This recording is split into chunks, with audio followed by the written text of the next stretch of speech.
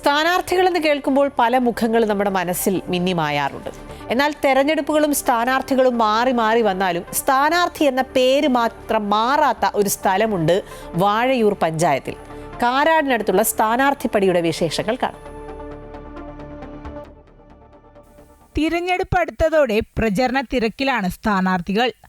ഓരോ തിരഞ്ഞെടുപ്പിലും സ്ഥാനാർത്ഥികൾ പലതാണെങ്കിലും വാഴയൂർ പഞ്ചായത്തിലെ സ്ഥാനാർത്ഥി എന്ന സ്ഥലപ്പേര് ഒരിക്കലും മാറില്ല. പടി സ്ഥാനാർത്ഥിപ്പടിയായി മാറിയ കഥ നാടിന് പേര് സമ്മാനിച്ച വാസുമാഷ് തന്നെ പറയും. വാഴയൂർ പഞ്ചായത്ത് രൂപീകരിച്ചപ്പോൾ ആദ്യമായി തെരഞ്ഞെടുപ്പ് നടന്നത് 1979. വാഴയൂർ പഞ്ചായത്തിൻ്റെ 4-ാം വാർഡിൽ സ്ഥാനാർത്ഥിയായിട്ട് എന്നെ മത്സരിപ്പിക്കാനാണ് പാർട്ടി തീരുമാനിച്ചത്. ഞാൻ സ്ഥാനാർത്ഥിയാകാൻ വേണ്ടിയിട്ട് നോമിനേഷൻ കൊടുത്തു.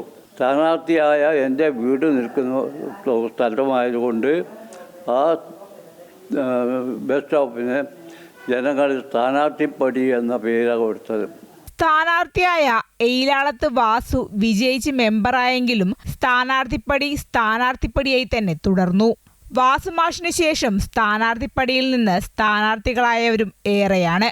അതിലൊരാളാണ് വാഴയൂർ പഞ്ചായത്ത് 3-ാം വാർഡ് LDF സ്ഥാനാർത്ഥി N. ജയൻ. സ്ഥാനാർത്ഥിപ്പടിയായിട്ടെന്ന് പറഞ്ഞാൽ വർഷങ്ങൾക്ക് മുമ്പേയുള്ള അടുപ്പാണ്. അപ്പോൾ ആദ്യമായിട്ട് നിന്നത് നമ്മുടെ വാസുമാഷാണ്.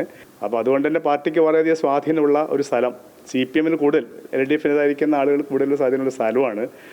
അപ്പോൾ അങ്ങനെയുള്ള ഇതിലാണ് ഇപ്പോൾ ഞാനിപ്പോൾ ഇവിടെ സ്ഥാനാർത്ഥി ഒരു വർഷങ്ങൾക്ക് ശേഷം ഇപ്പോൾ ഇവിടെ വന്നിട്ടുള്ളത്.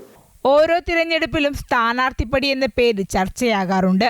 ഇത്തവണയും തെരഞ്ഞെടുപ്പ് അടുത്തതോടെ സ്ഥാനാർത്ഥിപ്പടിയിലും തെരഞ്ഞെടുപ്പ് ചർച്ചകൾക്ക് ചൂടേറിയിട്ടുണ്ട്. ക്യാമറമാൻ അമർജിത് കൽപ്പറ്റയ്ക്കൊപ്പം ലക്ഷ്മിപ്രിയ, അമൃത ന്യൂസ്, കോഴിക്കോട്.